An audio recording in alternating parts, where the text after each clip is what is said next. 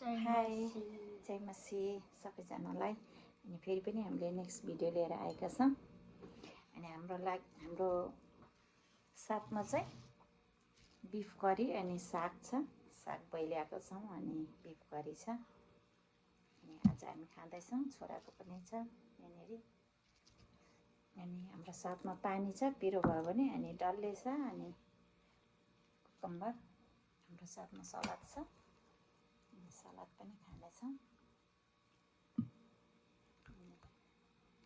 डल्ले छ अनि डल्ले खानेछौँ। डल्ले मिठो हुन्छ नि। डल्ले नखाइ त सकिँदैन। डल्ले खाउँ। दुईवटा डल्ले छ। आज चाहिँ मैले बयमको अचार ल्याइन ल। रेगुलर खान्छु नि त बयमको अचार, त्यही भनेर। अनि ल छोरा खानुहोस्। हस् खाइएला। यहाँ राखौँ यो डल्ले चाहिँ। खाइएला। हजुरहरू पनि खानुहोस् है।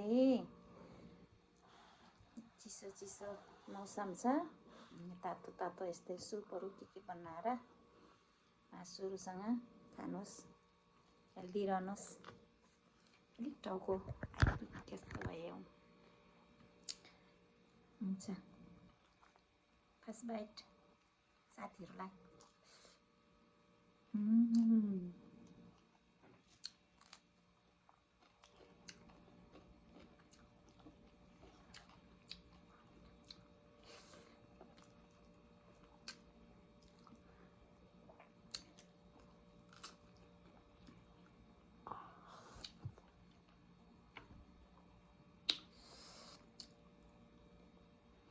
यो चाहिँ पहाडे साग है।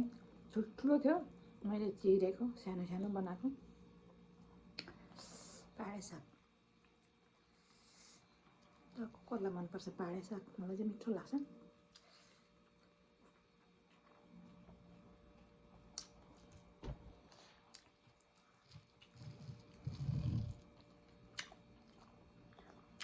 बिफको सब्जी चाहिँ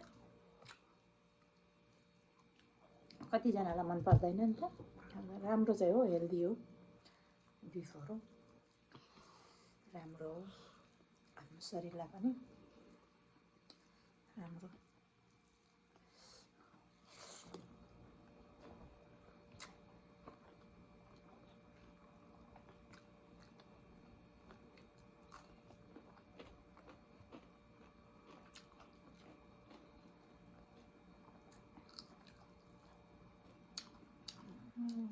यो झ्याङबाट अहिले टिपेको खोर्सानी। हाम्रो त घरभित्रै छ खोर्सानीहरू। अस्ति यसमा आउनुभन्दा अगाडि उलेको थियो।